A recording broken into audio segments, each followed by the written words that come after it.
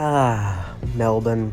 The city of dreams, trams, coffee, and a train line to the airport. Wait, where's the train line? What do you mean? There's no train line to Melbourne's airport. You said there was. No, that's Sydney, silly. Oh. Well, guess what we're talking about today? For decades, a link to the airport by rail has been looming, with countless governments announcing their ideas to extend rail to Melbourne's Tullamarine Airport. But it's 2024 and, well, there's no train line. But why? Just before the video starts, I'd like to thank my YouTube channel members for supporting the channel to help me make more videos like this.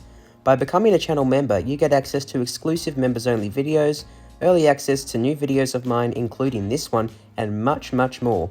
So if you're interested, click on the link on the top right of the screen to choose which tier best fits you. Back to the video. Meet insert random but really cool name here. Random but really cool name here is currently going to Melbourne's airport train station. But it doesn't exist. So instead, insert random but really cool name has to go to the Melbourne SkyBus terminal to then pay $20 to go on a 30-minute bus ride to Southern Cross train station, whereas he would have been paying around $5 just for a train from the airport down to Southern Cross. It's 41 years later and insert random but really cool name has returned to Melbourne's Tullamarine Airport to then catch a train, if he can. Wow, he actually can. That now means that he can catch a direct train to Sunshine or Melbourne by rail for only the price of $5 compared to a $20 price on the SkyBus. This is what at least has been proposed, to form a new suburban rail loop from Werribee via the airport towards Broadmeadows and then all the way down to Cheltenham. This now means that the line goes around the city to avoid any congestion, where passengers can change at Sunshine for a direct train through the new Melbourne Metro Tunnel. But this is just one of dozens of proposals from governments planning to build a new Melbourne Airport Link. Just look at this. This is a map from the 90s of when they proposed a Melbourne Airport Link. And it's not only Melburnians that are complaining about this, even the news.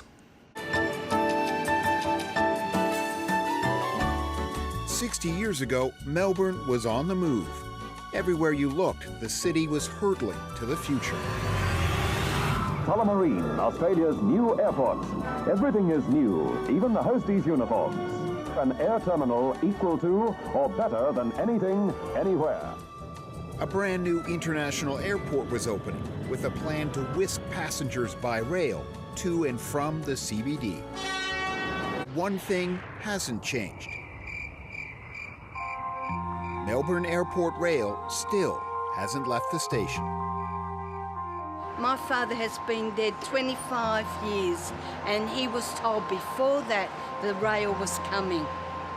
And he's not around to see it, and I'm hoping I'll be around to see it. The government's own admission it's in a pretty challenging state.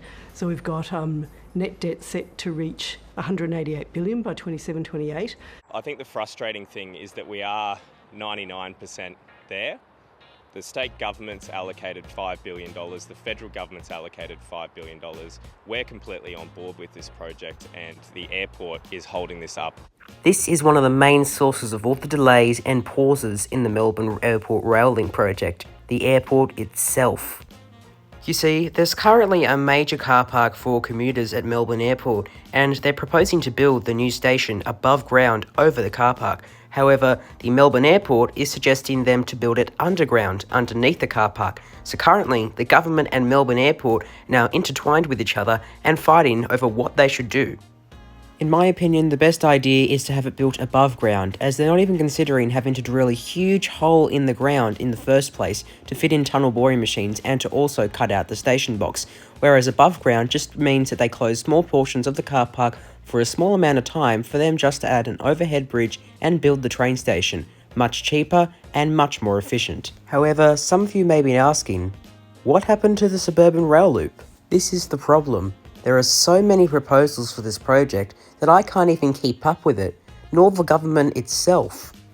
You first got the proposal to build a suburban rail loop connecting Werribee and Broadmeadows on just one line via the airport, but then you've also got a line terminating at the airport, which is supposed to be the Airport Link extension, which is supposed to be part of the new metro tunnel of Melbourne, and then you've also got even this proposal of a line coming from Broadmeadows to terminate at Melbourne Airport.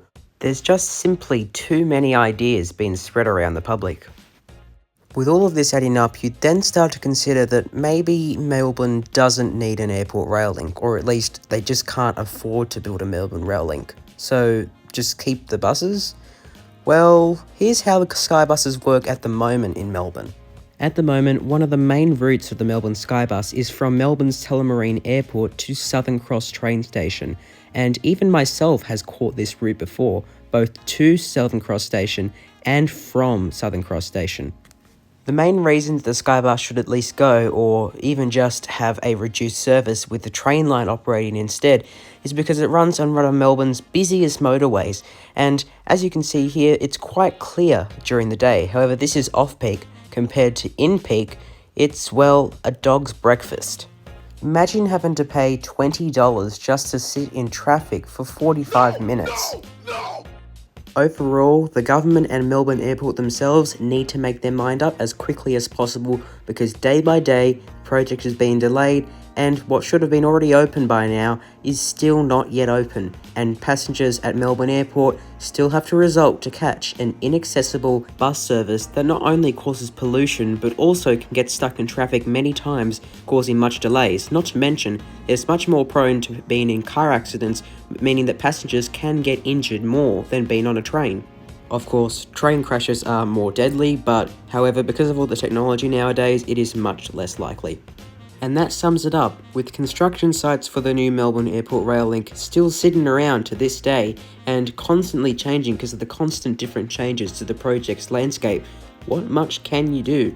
And after all, if Melbourne's government is so keen on having a really good public transport system, then why not build the key to it, except just building around it and having extra little lines to connect passengers between suburbs, whereas connecting it to the airport is key of the step of making Melbourne have one of the best public transport systems in Australia. And that sums up Melbourne's Airport Rail Link and what went wrong and how it failed.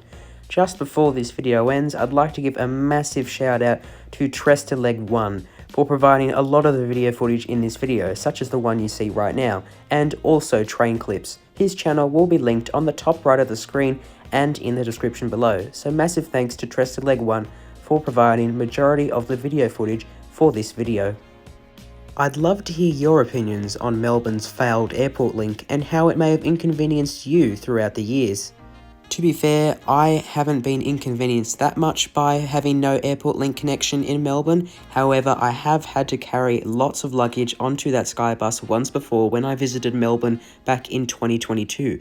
And I will hint that thanks to your support and earnings from this channel, I am planning a new trip down to Melbourne later this year. So definitely I will be taking a look at how much the SkyBus inconveniences me and my family whilst travelling to and from the airport with lots of luggage. Anyways, that is it for this video. Thank you all so much for watching, and if you haven't already, please consider subscribing to the channel and leaving your opinions on Melbourne's failed airport link. Also do consider becoming a member of the channel for as little as $1.49 a month. However, you do have to pay $4.99 a month to access the exclusive perk of getting videos like this one hours or even days before its initial release. As you may notice, some comments on this video were actually made before the video came out. That's by members who have early access to this video by having their membership with the Millennium tier role. If you're interested, make sure you head to the description and click the join button to look at what your option is to become a member of my YouTube channel, as this also helps me to make more videos like this in the future and to allow for trips down to Melbourne, for example, that I'm taking in a few months' time.